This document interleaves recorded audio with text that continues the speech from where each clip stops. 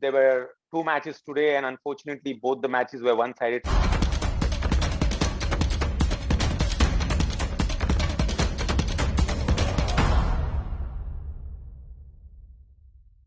Hello everyone, welcome to Straight Bat with Gulf News and Mr. Cricket UAE, that's Sajan.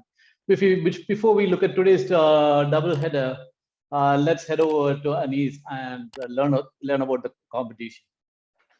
Hi Sham and hi everybody and beautiful people of Gulf News community. As every day we say, log on to your favorite page, gulfnews.com, predict the winner, and you walk away every day with two beautiful jackets and also 3 months of subscription. Over to you, Sham. Thank you, Anis. A double header today, but both the matches were kind of a easy win. So what do you make of the matches? I mean, normally at the halfway stage, that's when the match really gets hot, the competition really gets hot up. But this one, give us your impressions of the Delhi Punjab Kings match. Yeah, you're right. There were two matches today, and unfortunately, both the matches were one-sided. So first, we talk about Punjab versus Delhi. Well, when you're put into bat, you expect a score of around 180 on a wicket of Ahmedabad. But unfortunately, except for Mayank, nobody got runs for Punjab. And they missed KL Rahul a lot, his captainship also. We all seem to criticize when he goes through a bad patch. But today, I think they have realized his worth, that how KL Rahul is important. But nonetheless, and then when chasing 160, when you get a rollicking start from Prithvi Shaw, who looks like a dynamo, then they never looked back, and in the end, Shikhar Dhawan ensured that they won the game. And credit to Delhi Capitals, they were professional and clinical in their performance. Sahil, what do you think of where did Punjab go wrong? Because they were actually behind the run rate very badly at the 10 overs stage, and they recovered brilliantly through Mayank. So, how much did they miss Rahul? Oh, they missed him enormously. Come on, he's the guy who's been scoring runs for them, and to be honest, no one could get going for them. Prabh Simran Singh, he new kid, but he wasted a lot of balls in the power play. 16 balls for 12 runs is not acceptable. Come on, you have to admit that. I think they missed the trick. Malan should open. Now that Rahul is not there, Malan also made a mess today. Let's be honest here, 26 or 26. But he's a guy who can go bang bang in the power play. So no one was firing for them. But full credit to Mayank Agarwal. Fantastic innings to watch. Brilliant. I agree with your assessment of Malan's situation. I think he is not the kind of guy who is not a power hitter, so he would be better off at the top, really. So I think they missed a trick there. Say if not KL Rahul, they could have easily had Malan there. Having said that, how much did the Punjab bowlers, they were pretty ineffective against Delhi? I mean, Delhi, we know they're a powerhouse batting side. Right from the opening to right down to the middle order, lower middle order. So Anis, I know this is not much of a question, more of a statement, because Shaw and Dhawan has been winning the last few matches. And how do you see where do you think the match goes from here? Well, you're right that as I said, that they got a rollicking start through Pant and through the Prithvi Shaw as well as Dhawan. But the first 2 overs, there were some streaky shots by Prithvi Shaw. There was one top edge went for 6. Then there was an edge of Dhawan which went to slip. Sometimes if you don't have your day, or if you have your day, it goes into the hands of the slips or the fine leg fielder. But having said that, they capitalize on that, and they made the bowling of Punjab quite ordinary. If you have to see, I have to see the bowling attack. They look strong. Riley Mardip looks good. Mohammad Shami is good. Ravi Bishnoi is good. Chris Jordan is good. Harpreet Brar, the new star, is good. So you have to give credit to Delhi. They seized the momentum. And even after the loss of Prithvi Shaw, Steve Smith made sure that they did not lose another wicket in a heap. He gave him a decent partnership with Dhawan. And in the end, you saw the way Hetmeyer finished the game. So they look to be a very complete team. Yeah, you're right. They look like a complete team, and they are leading the table. And do you think they have it in them to win the maiden title this year? Yeah, I'm glad you asked me this question, Sham. You know why? Because we've seen all the teams playing almost 7 games, barring a couple of teams playing 8. So we're almost done through the first half of the IPL. So now there are 4 teams who look to be good. Now let's go from the defending champions, Mumbai Indians, RCB, CSK, and DC. Mumbai Indians looks to be a dangerous side to me, who can, who has the firepower and can win games like we saw yesterday against CSK. When you talk about CSK, that is one team from top to end. They have a strong batting order with the addition of Moeen Ali, as well as they've had Raina coming back. Okay, he's not done well, but the guys of Raidu and all and Sam Curran have making sure that they look also a side to beat. RCB with the addition of Glenn Maxwell, the burden of AB de Villiers might have come down a little, but still they have a chink in the armor, because if they get a slow paced wicket, they are not able to find ways. Same like Mumbai. But one team which looks a class apart, and I'm not saying just because they are at the top of the table, Delhi. If they play on a slow wicket, they have the solid spin attack with Aksar coming on to bowl and also Lalit bowling well, and even they have Mishra, even in the absence of Ashwin. And their batting order with Prithvi Shaw firing, Dhawan firing, Atmire firing, Pant firing. So if I have to pick one team out of the 14, they look a team to beat. Sahil, I think you will listen to that. So where does your Chennai Super Kings stand? First of all, I completely agree that Delhi is a top team. I mean, okay, yes, the starting 11. Look at them. Wow, look at their bench. Come on, Nokia, Vokes, Umesh Yadav. They have world class players on the bench also. So, but as for Chennai, I think I mentioned this a few times. Chennai have one weak factor. It's their bowling. They do not have great bowlers. They don't have great bowlers at all. They have good batsmen. They have top class fielders, but their bowling, it's not great. You saw that against Mumbai Indians. Against the KKR also, they almost lost. They couldn't defend 219 against the KKR. So Chennai have that one small factor which they might struggle at, that bowling attack. That's not great. Yeah, you rightly pointed about their loss to Mumbai, that after having scored so much, I mean, 220, close to 220, and you lose a match, that doesn't reflect hugely on your bowling, isn't it? If you can't defend that, irrespective of the state of, okay, Dhoni said it, the pitch was pretty easy. But even then, when a team is chasing, they are always up against it, so the pressure is on them. So if they can chase down, then that doesn't reflect well on the Chennai bowling, really. So I pretty much agree with you, Sahil, on that. Now, the first match was a Butler show. Take us through that, Anis. Before I say it's a Butler show, credit to Butler, but I would say it was a sloppy show by Sunrisers under Kane Williamson. First, they dropped Butler when he was, I think, probably of 18 balls. And it was not a difficult catch. Shankar should have taken that. Then they dropped Sanju Samson. That was dropped by Manish Pandey. Again, a very simple catch. In fact, that should have been taken 10 out of 10 times.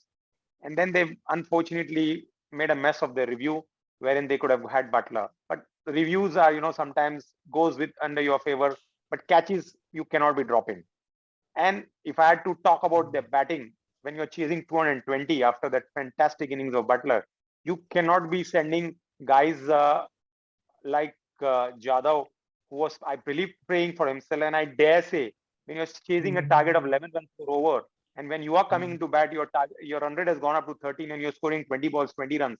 It shows that you're just playing for yourself. And I am really surprised that the management has to kick him on the back, that you are not playing the India-England game, which you played in the semi-final, rather in one of the league games. If you remember that match against one match which lost, with Pakistani fans were fuming about it.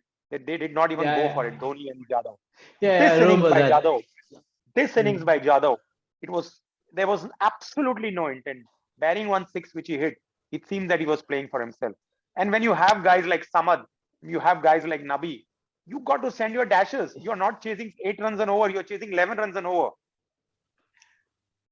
True, true. Hyderabad never was, to me, Hyderabad was never in the match, actually. And once Williamson went in, they just collapsed. And having said that, I'll come back to you again, Anis, on what do you think of the decision to drop Warner? I see removing him from captaincy is one thing, but dropping him as a player, I think he still warrants a place in the side. No, it's too harsh, Sham. I can understand, things not going well with the management and Warner because of his statement about Manish Pandey being axed. That's understandable. But as a batsman, you cannot have a replacement for Warner. I know that he's not had that good an IPL, but he scored a couple of 50s. Okay, strike rate has been 120, but you can't be thinking that you will replace him with Nabi, or probably you can get a Jason Roy. And the left-right combination of David Warner and Bairstow look very good. And let me be very honest, you could see that today that they were all lost. They sent Manish Pandey up the inning, and Manish Pandey was trying to slog them to time. And whatever the differences, I mean, in the middle of the tournament, you're sending wrong signals. And let's be very honest, that could be reflected on the field today with the performance of Sunrisers Hyderabad. They are making the same mistake what KKR did last year. Very true. I mean, I still remember how when Karthik stepped down and Owen Morgan took over, you know that something is not all right with the team. You get the same feeling with Hyderabad this year, isn't it? And that is reflected in where they are. They are right at the basement, right? So that doesn't leave them with much of a chance. How do you think, Sahil? How do you think they can get back into the race, or do you think they don't have a chance at all?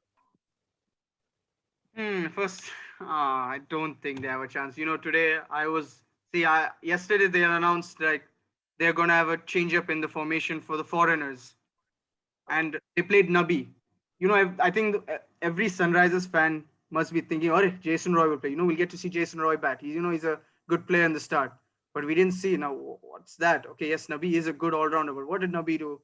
They didn't judge the pitch. It was a batting wicket, and Nabi went 1 over 21 runs, and he scored 17 runs of 5 balls. So small things important. I think Jason Roy should have played. This was the type of wicket where he could thrive at with Bairstow. Absolutely. I don't think. Anis, Jason Roy or Jason Holder? Whom would you pick for? Horses for courses. Today was a wicket which would have suited Jason Roy, and he should have definitely played if they had decided to sack or rather make a bench Warner. All right. So, I mean, to me, today's both the matches were underwhelming because they never really rose to the right of the intense competition which we have seen so far.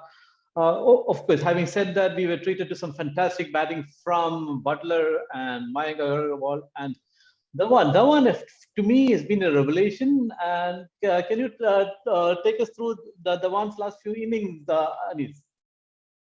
What I have liked about Dhawan, the way he spaced his innings. I am generally not a big fan of Dhawan because today's T20 game has changed.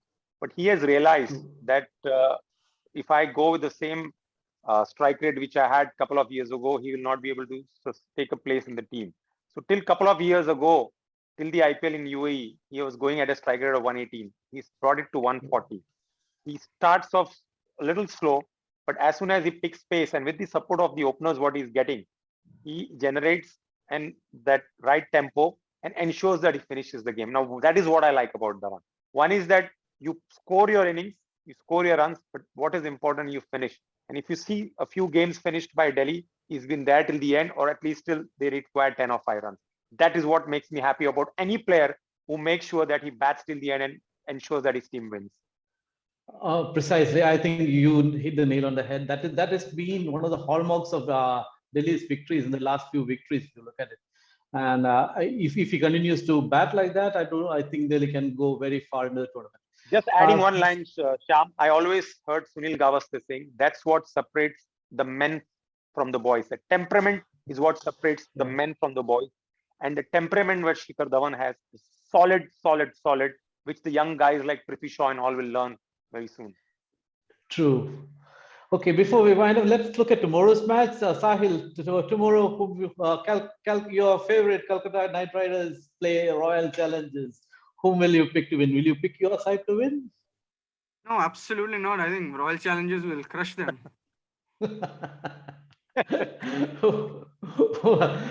I mean, that is a crushing indictment on Morgan's side. But I cannot dispute your choice that given Royal Challengers form and Calcutta's woeful form, we can't see beyond that. Any thoughts on that match? Well, like Sahil mentioned, definitely RCB start as favorites. But mind you, The only chink in the armor for RCB is when they play on slow wickets. Okay, tomorrow they are playing at Ahmedabad, if I'm not wrong, where the wicket is batting friendly. Am I right, Sham? They're playing at Ahmedabad? Yeah, they are in Ahmedabad. All right. So a couple of wickets in Ahmedabad where the dew has not come. It supported the bowlers. In fact, one of the match RCB won against Delhi where the dew did not come, so it helped the spinners. And one of the games they lost to Punjab, the dew did not come. It guy like Harpreet came and spun. And mind you, KKR has a strong bowling attack with Varun Chakravarti, whom I rate very highly. Then they have Sunil Narayan. This couple of bowlers, and if I know there are no ifs and buts, but if KKR put up a total of 170, they will be able to defend. But it's the batting which is the problem for KKR. They are highly dependent on none other than Russell. They need that good start. They need to ensure that they need to change the batting pair of Tripathi and Gill, which has not been giving the good start. They are not Tripathi and Gill. Gill and the left-hander, Sahil, what's his name? Nitish. Nitish Rana. So Gill and Nitish Rana are not been able to give them. So they need to upgrade Tripathi and get Narain, and things will fall in place. I'm with you on the need for KKR to rejig their batting, because if they need to see any change in the fortunes, then they need to do that. And also, if you look at, they've also been struggling in the power play. The teams which are not doing well are the ones who cannot manage the power play properly. So it is very essential that what you said, they need to make the change to do that. Before we wind up, let's hear it from you again on the competition, Anis. Yes, my dear friends of Gulf News, you see every day we are updating you with all the IPL action. But not only that, you have competition where you predict the winner, which is very easy. You need to select your favorite team, which you think is going to be winning the match. And then you can walk away with this beautiful jacket, which all of us are wearing. And secondly, you get 3 months of subscription. So why wait? Log on to your one and only favorite page, Gulf News, and go for it. Thank you very much, Anis. Thank you, Sahil. Thank you. That's it for tonight. See you guys tomorrow. Bye. Bye-bye. Bye-bye.